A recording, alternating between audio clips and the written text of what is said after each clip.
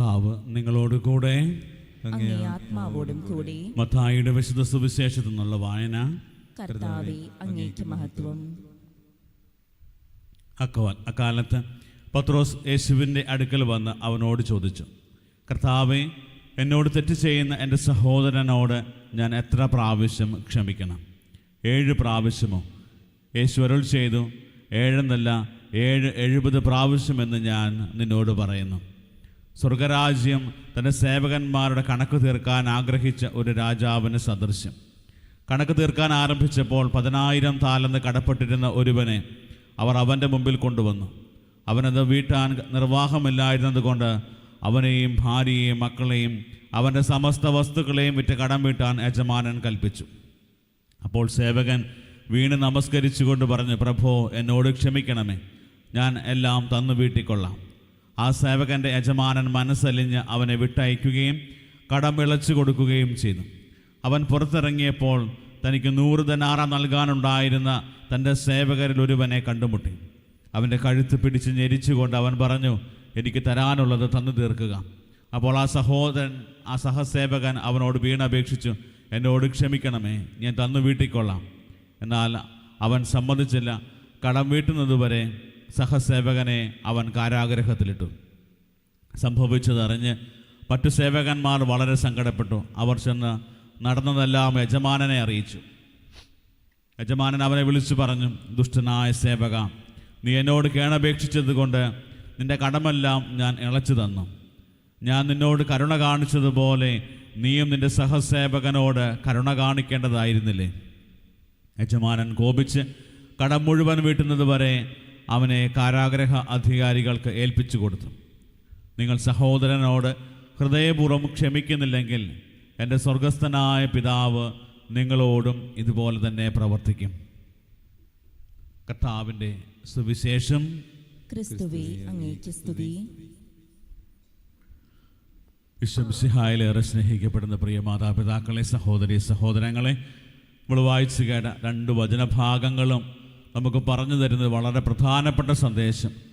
നമ്മുടെ ക്രിസ്തീയ ജീവിതത്തിൽ നമ്മൾ ഉയർത്തിപ്പിടിക്കേണ്ടതായിട്ടുള്ള നമ്മുടെ വിശ്വാസവും അതുപോലെ തന്നെ നമ്മുടെ ജീവിതത്തിൽ ഓരോ നിമിഷവും പ്രാക്ടീസ് ചെയ്യേണ്ടത് അല്ലെങ്കിൽ പ്രാവർത്തികമാക്കേണ്ട ക്ഷമയുടെ ജീവിതവുമൊക്കെയാണ്. പ്രകാരം ജീവിച്ചു കഴിഞ്ഞാൽ നമുക്ക് ലഭിക്കുന്ന ആ ഒരു വലിയ മേന്മയെക്കുറിച്ച് കൃത്യമായ വചനം നമുക്ക് പറഞ്ഞു തരികയാണ്.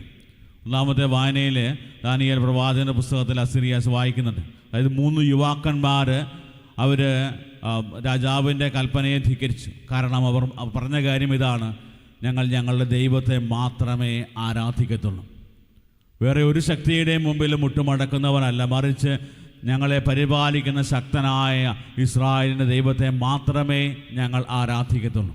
അത്രമാത്രം ഒരു ഉറച്ച വിശ്വാസ ബോധ്യത്തോടെ ജീവിച്ചിരുന്നവരെ രാജാവ് തള്ളിയിടുന്നത് ഒരു വലിയ അഗ്നികുണ്ഡത്തിലേക്കാണ്. അവരെ നക്കി തുടയ്ക്കാൻ നിൽക്കുന്ന ആ ഒരു വലിയ ശക്തമായ തീച്ചൂളയുടെ നടുവിലും അവർ പ്രഘോഷിക്കുന്ന ഒരു വലിയ വിശ്വാസമുണ്ട്. അതായത്, ഈ തീച്ചൂളയിൽ നിന്ന് ഞങ്ങളെ ദൈവം സംരക്ഷിക്കും, ഞങ്ങൾ വിശ്വസിക്കുന്ന ദൈവം ഞങ്ങളെ സംരക്ഷിക്കും. വീണ്ടും അവർ പറയുന്നൊരു കാര്യമുണ്ട്, ഞങ്ങളുടെ ഈ അഗ്നി പരീക്ഷയിൽ ഞങ്ങളെ ദൈവം രക്ഷിച്ചില്ലെങ്കിലും ഞങ്ങൾ ഈ ദൈവത്തോടൊപ്പമായിരിക്കും. അത്രമാത്രം ഒരു ആഴമായ ഒരു വിശ്വാസ പ്രഖ്യാപനത്തിൻ്റെ ഭാഗമായ അതിൻ്റെ പരിണത ഫലമാണ് അവിടെ തീച്ചൂളിലേക്ക് വിടുക. അവിടെ ചെന്ന് കഴിയുമ്പോൾ അവിടെ അവരോടൊപ്പം ഒരു വലിയ ദൈവിക സാന്നിധ്യം കാണാൻ പറ്റും. അഗ്നികുണ്ഡത്തിന് പോലും അവരെ ഒന്നും ചെയ്യാൻ പറ്റിയില്ല. ദൈവിക സാന്നിധ്യം പലപ്പോഴും പ്രകാരമാണ് നമ്മുടെയൊക്കെ ജീവിതത്തിൽ അനുഭവപ്പെടുക. പലപ്പോഴും നമ്മൾ വിചാരിക്കും, എന്തെങ്കിലും ഒരു പരീക്ഷണമോ തടസ്സമോ എന്തെങ്കിലും ഒരു അസ്വസ്ഥതകളൊക്കെ ഉണ്ടാകുമ്പോൾ നമ്മൾ ഒറ്റപ്പെട്ട് നിൽക്കുന്ന അവസ്ഥയാണ്. എന്നെ ആരും സഹായിക്കാനില്ല, ഞാൻ അങ്ങോട്ടും ഇങ്ങോട്ടും ഒക്കെ തിരിഞ്ഞു നോക്കി, ആരും എന്നെ സഹായിക്കാനില്ല, ഒറ്റപ്പെട്ടു പോയി ഞാൻ തകർന്നു പോകുന്ന അനുഭവമാണെന്ന് പലപ്പോഴും അവിടെയൊക്കെ ദൈവത്തിൻ്റെ ഒരു വലിയ സാന്നിധ്യം നമ്മുടെ ജീവിതത്തിൽ കാണാൻ പറ്റും. ഇതുപോലൊരു ആഴമായ വിശ്വാസത്തിൽ ഉറച്ചു നിൽക്കാൻ തുടങ്ങുമ്പോൾ ഒരു ക്രിസ്ത്യാനിക്ക് ഒരു സഹനങ്ങളും ഒരു വലിയ പ്രയാസമുള്ള കാര്യമായിട്ട് മാറുന്നില്ല. അതുകൊണ്ടാണ് പൗലോസ് പറയുന്നൊരു കാര്യം, അതായത് പട്ടിണിയോ നഗ്നതയോ ഒന്നും ഞങ്ങളെ തളർത്തത്തില്ല, ക്രിസ്തുവിൻ്റെ സ്നേഹത്തിലാണ് ഞങ്ങൾ വിശ്വാസം അർപ്പിച്ചിരിക്കുന്നത്. പ്രിയപ്പെട്ടവരെ, ഈ ഒരു വലിയ ആഴമായ വിശ്വാസ ബോധ്യത്തിലേക്ക് വരുവാനും അപ്രകാരം ഈ ഒരു വിശ്വാസം ശക്തമായി നമ്മുടെയൊക്കെ ജീവിതത്തിൽ ജീവിക്കാൻ തുടങ്ങുമ്പോൾ ഇത് തന്നെ മറ്റുള്ളവർക്കൊരു വലിയ പ്രചോദനമാണ് വിശ്വാസത്തിൽ വളരുവാനായിട്ട്.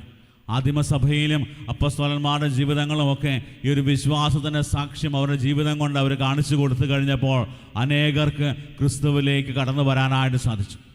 ഇന്ന് നമ്മുടെയൊക്കെ വിശ്വാസ ജീവിതത്തെ അതുപോലെ തന്നെ നമ്മുടെ പ്രാർത്ഥനാ ജീവിതത്തെയൊക്കെ ഒന്ന് പരിശോധിക്കുന്നത് നല്ലതാണ്. എന്തുമാത്രം എൻ്റെ വിശ്വാസം മറ്റുള്ളവർക്ക് ക്രിസ്തുവിലേക്ക് വളരുവാനായിട്ട് സാധ്യമാകുന്നുണ്ട് എന്നുള്ളത്. വീണ്ടും രണ്ടാമതായിട്ട് ഇതിൻ്റെ ഒരു വലിയ പ്രാക്ടിക്കൽ വശം കൃത്യമായിട്ട് വചനത്തിലൂടെ ഈശോ പറഞ്ഞു തരികയാണ്. അതായത് ശിഷ്യന്മാർ വന്ന് ഈശോയോട് ചോദിക്കുന്നൊരു ചോദ്യം ഇതാണ്: ഞങ്ങൾ എത്ര പ്രാവശ്യം ക്ഷമിക്കണം? ഒരു സഹോദരൻ ഞങ്ങളോട് തെറ്റ് ചെയ്ത് കഴിഞ്ഞാൽ അവരോട് എത്ര പ്രാവശ്യം ക്ഷമിക്കണം? 7 പ്രാവശ്യം ക്ഷമിച്ചാൽ മതിയോ? കാരണം 7 എന്നുള്ളത് ഒരു പൂർണ്ണമായ ഒരു നമ്പറൊക്കെയാണ് യഹൂദരുടെ പാരമ്പര്യം അനുസരിച്ച്. പക്ഷേ ഈശോ പറയുകയാണ് അതിനേക്കാൾ ഉപരിയാണ്. എണ്ണമല്ല, എത്രമാത്രം ക്ഷമിക്കാൻ പറ്റുമോ അത്രമാത്രം ക്ഷമിക്കണം.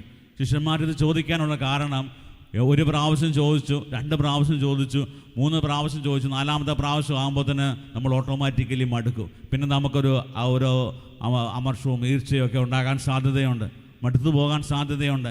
നാണമില്ലാത്ത അവസ്ഥയിലൂടെ കടന്നു പോകുന്നൊരവസ്ഥയാണ്. അതിൽ 2-3 പ്രാവശ്യം നമ്മൾ ചോദിച്ചിട്ടും എന്നോട് ക്ഷമിക്കണേ എന്ന് പറഞ്ഞിട്ട് 4ാമത്തെ പ്രാവശ്യം ചെല്ലുമ്പോഴും ഇതേ അനുഭവമാണെങ്കിൽ ഓട്ടോമാറ്റിക്കായിട്ട് നമുക്ക് ദേഷ്യമൊക്കെ ഉണ്ടാവും. പൂർണ്ണമായിട്ട് ക്ഷമിക്കാൻ പറ്റുന്നൊന്നും വരത്തില്ല. അപ്പോൾ അവിടെ ഈശോ പറയുന്നത്, ഈ നാണം കെട്ടുപോകുന്ന അവസ്ഥയിലൂടെയാണെങ്കിലും എന്നെ പ്രതി നീ ക്ഷമിക്കും. ഒന്ന് ക്ഷമിക്കാൻ തുടങ്ങുമ്പോൾ നിൻ്റെ ജീവിതത്തിൽ വലിയ മാറ്റങ്ങളുണ്ടാകും. അത് നിന്നെ ഒരു വലിയ സ്വാതന്ത്ര്യത്തിലേക്ക് നയിക്കും. കാരണം ഇതിൻ്റെ കാരണമുണ്ട്. അതിൻ്റെ കാരണമെന്ന് പറയുന്നത് സ്വർഗസ്ഥനായ പിതാവ് നിന്നോട് ഇതുപോലെ കരുണ കാണിച്ചിരിക്കുന്നു. നിർദ്ദയനായ ഒരു ഭൃത്യൻ്റെ ഉപമയും കൂടെ ഈശോ ഇതിൻ്റെ കൂടുതൽ ചേർക്കുന്നുണ്ട്. ഈശോ പറയുന്ന കാര്യം ഇതാണ്: ഒരുവന് 1000 താലന്തുകളാണ്, അവന് 10,000 താലന്ത് കടമായിട്ട് മേടിച്ചതാണ്. നമുക്ക് താലന്തും ധനാറയൊക്കെ തമ്മിൽ വലിയ പിടുത്തമൊന്നും ഇല്ലാത്തത് കാരണം ഒരു കോടിക്കണക്കിന് രൂപ ഒരാൾക്ക് കിട്ടി. കോടിക്കണക്കിന് രൂപ കിട്ടിയ ഒരാൾ അവൻ്റെ കടങ്ങളെല്ലാം വിളച്ചു കൊടുത്തു. അതിനുശേഷം ഇറങ്ങി വരുമ്പോൾ 100 രൂപ കടം കൊടുക്കാനുള്ള ഒരുത്തനോട് ബഹളമുണ്ടാക്കുകയും ഇതുപോലെ കരുണ ഇല്ലാത്ത അനുഭവത്തിലൂടെ കടന്നു പോകുമ്പോൾ അവൻ്റെ ജീവിതത്തിലേക്ക് ഒരു വലിയ കാരുണ്യരഹിതമായ വിധിയുണ്ടാകും എന്നുള്ളത് ഈശോ പഠിപ്പിച്ചു തരികയാണ്. അതുകൊണ്ടാണ് യാക്കോബ് ശ്ലീഹ പറയുന്നത്, കാരുണ്യരഹിതരുടെ മേൽ കാരുണ്യരഹിതമായ വിധിയുണ്ടാകും. പ്രിയപ്പെട്ടവരെ, ഈ വചനഭാഗം നമുക്ക് തരുന്ന ഒരു വലിയ പ്രധാനപ്പെട്ട സന്ദേശം എന്ന് പറയുന്നത്, കർത്താവിൻ്റെ കരുണയിൽ ആശ്രയിച്ച് കർത്താവ് നമ്മളോട് കരുണ കാണിക്കുമ്പോൾ ഈ കരുണയുടെ ജീവിതങ്ങളായി നമ്മുടെ ജീവിതങ്ങൾ മാറണം. നമ്മുടെ പ്രിയപ്പെട്ടവരോടും കരുണയോടെ സ്നേഹത്തോടെ കർത്താവ് നമ്മളോട് കാണിച്ച അതേ കാരുണ്യത്തിൻ്റെ അളവിൽ മറ്റുള്ളവരോട് സ്നേഹം കാണിക്കാനും കരുണ കാണിക്കാനും തുടങ്ങുമ്പോൾ നമ്മുടെ ജീവിതം കൂടുതൽ ധന്യമാകും. ഈ ഒരു വലിയ കൃപയും അഭിഷേകവും ഒക്കെ നമ്മുടെ ജീവിതത്തിൽ നിറയുവാനായിട്ട് നമുക്ക് ആഗ്രഹിച്ച് പ്രാർത്ഥിക്കാം. പൂർണ്ണമായിട്ട് ക്ഷമിക്കാനും ആഴമായ വിശ്വാസത്തോടെ ക്രിസ്തുവിലേക്ക് വരുവാനായിട്ടുള്ള വലിയ കൃപ തരണമേ എന്ന് ഈ പരിശുദ്ധ ബലിയിൽ നമുക്ക് പ്രാർത്ഥിക്കാം. സർവശക്തനായ ദൈവം നമ്മളെ സമൃദ്ധമായി അനുഗ്രഹിക്കട്ടെ. ആമേൻ.